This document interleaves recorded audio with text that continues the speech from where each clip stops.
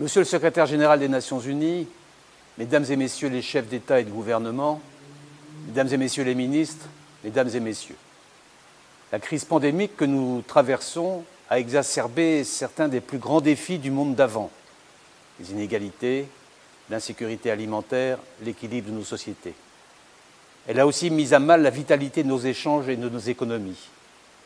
Ce faisant, elle a suscité d'immenses besoins de financement partout dans le monde.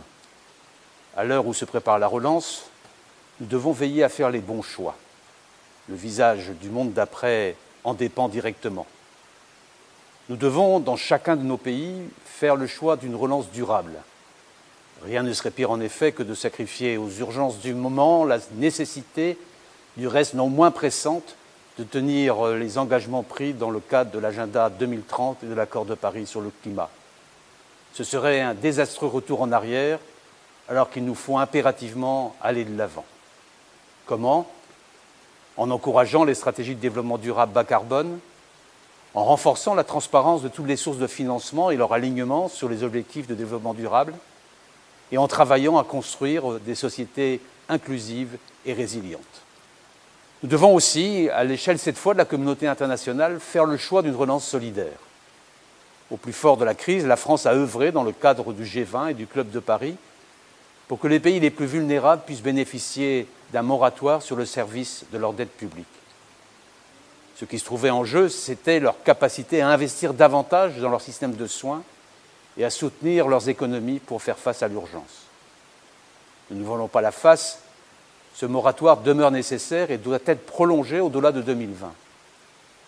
Nous devons également mettre en place une approche plus structurelle pour répondre dans un cadre multilatéral, au cas par cas, aux besoins de financement des pays concernés. Et les créanciers privés devront prendre toute leur part à cet effort collectif. Dans le même temps, car la pandémie est loin d'être derrière nous, nous devons aussi investir ensemble pour favoriser le développement et la production de tests, de traitements et de vaccins.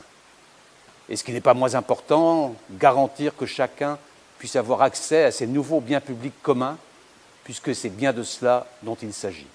C'est le sens de l'initiative ACTA que nous avons lancée au printemps dernier avec certains d'entre vous. Enfin, les pays qui ont les moyens doivent faire plus en matière d'aide publique au développement, car dans un monde tissé d'interdépendance, en aidant leurs partenaires du Sud, ils s'aideront aussi eux-mêmes. C'est aussi cela, la relance solidaire. Et la France l'a bien compris en s'engageant à porter son aide publique au développement à 0,55% de son revenu national brut d'ici 2022. Les défis d'aujourd'hui sont des défis partagés. La crise du Covid-19 nous l'a rappelé de façon spectaculaire. À nous d'en tirer toutes les leçons pour y apporter ensemble, dans les mois et les années à venir, des solutions collectives et concertées, c'est-à-dire des solutions efficaces. À nous, mes chers amis, de faire dès maintenant les bons choix pour construire un monde d'après plus solidaire et réellement durable. Je vous remercie.